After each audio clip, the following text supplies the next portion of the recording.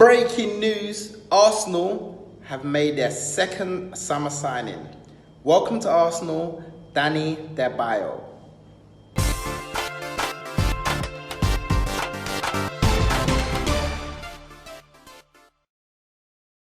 Yes, so Arsenal have made a second signing, and it is Real Madrid centre midfielder Dani Ceballos. He comes over from Spain to the Premier League.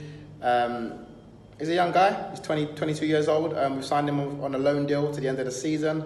There is no option to buy as far as I'm aware, so it's literally just a loan deal, and then we'll see what happens, I guess, in the summer.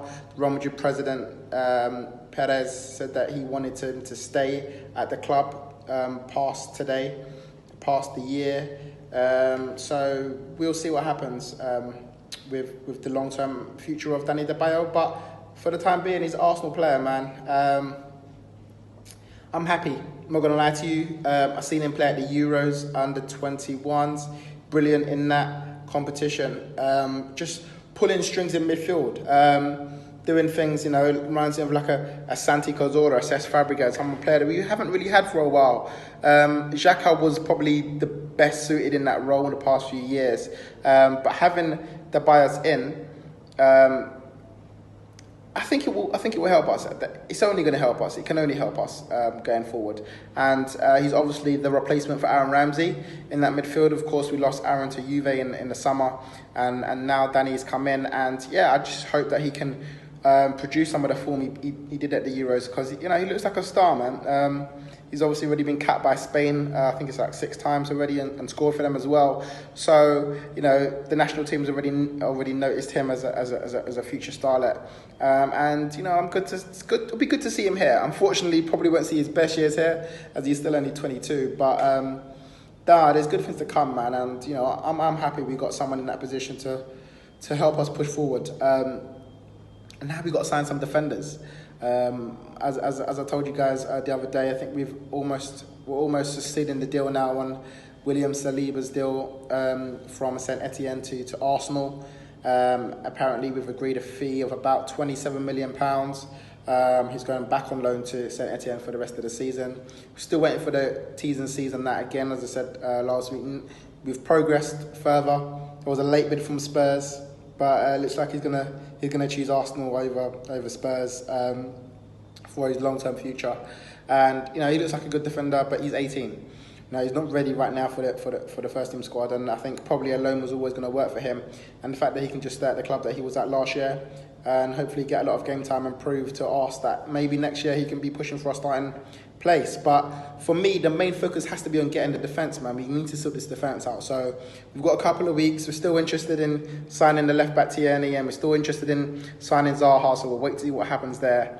But for the time being, I have to say, I'm happy with that. I'm happy with signing Dani Ceballos. So we move on.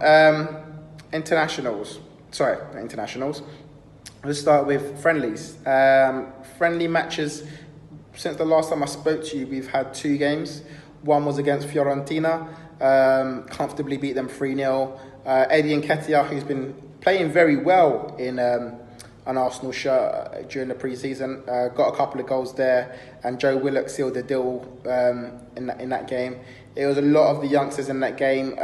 Not many of the seniors started. That game was all about trying to give the youngsters. It's weird. Emery's gone with this youngsters and then first team and youngsters again, and incorporated them a little bit in between. But that was one of the games for the kids. And so it was good to get them to get a 3-0 victory over Fiorentina, and hopefully more to come from Eddie this season. And then moves on to the more senior game, which was against Real Madrid in the International Champions Cup, which is our last game on the tour. Started very well for us. Nacho got sent off with 2 yellow cards. Lacazette put away a penalty. Aubameyang scored from a great Laka flick. And then Arsenal do what Arsenal do. Socrates got himself sent off. How are you going to get yourself sent off? It's a friendly. We've got 2 red cards in the first half. Anyway, Socrates gets himself sent off. And then Real Madrid come back into it. Bell comes on at half-time. We'll see big speculation on his future at Real Madrid.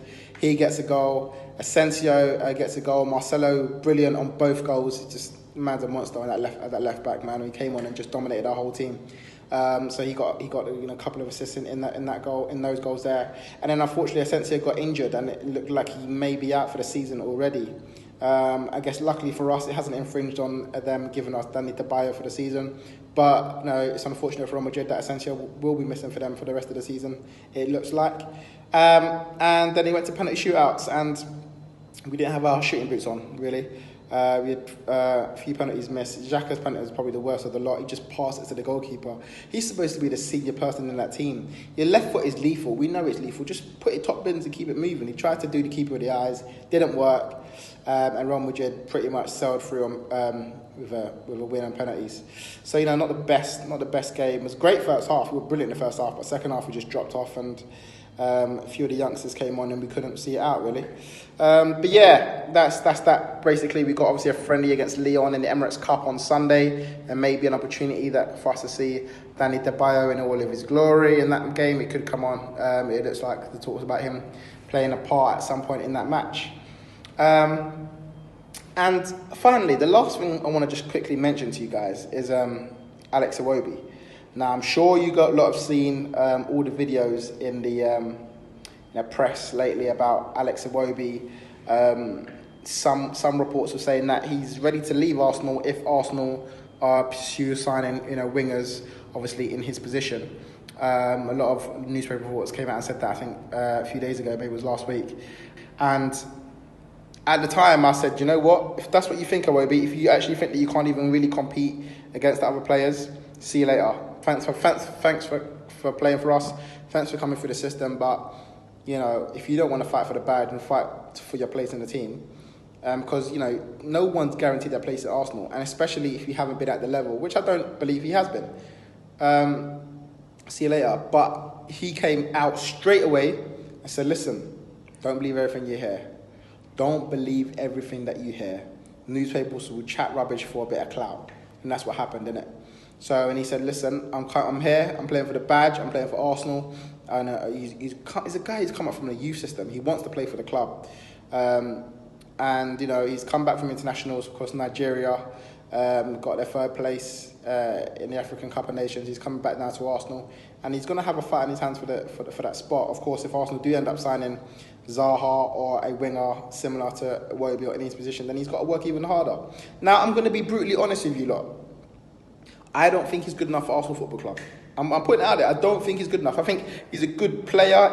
He'll benefit a team like Crystal Palace, I'd say. I think he would benefit a team like Palace, and maybe there's talks of a swap deal there going on. But I mean, I'd have him as a squad player definitely, but I don't think I'll get to a stage where I'm saying Iwobi has to be starting for Arsenal Football Club. Unfortunately, from what I've seen, he's just not at that level. He's not made that step up where others of his age have. He hasn't really done that, and I'm just not quite sure how long we're going to give him to step up. I want him to push for a place. He's been there for a long time and he's still not.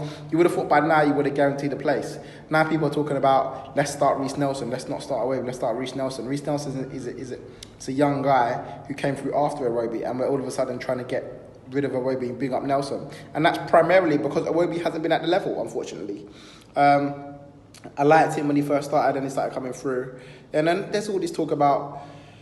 There's a lot of arguments on the timeline. I'm sure you lot have seen it. A few of the guys from Arsenal Fan TV not happy about the treatment of Iwobi, but I think it can be a bit harsh. But the reality is he hasn't been good enough, and I think he needs to realise that he hasn't been good enough. And this may be a big season for him. He may have a chance to try and push for a squad place, or this could be his last year at Arsenal. I genuinely think that if we're going to be harsh enough, then this is what we're going to have to do. So yeah, that's my say on Iwobi at Arsenal. We've still not heard anything about our captain, which is a bit strange. It's been a week now, so I haven't heard nothing about Koscielny. There's talks about him agreeing a fee with Rennes, but no official bid has been made, so I don't know how he's going to get out of his contract because I don't know we're budging on that one. But yeah, that's all I've got to say to you guys. Make sure you check out the rest of our videos, and we'll see you soon. Dani Ceballos.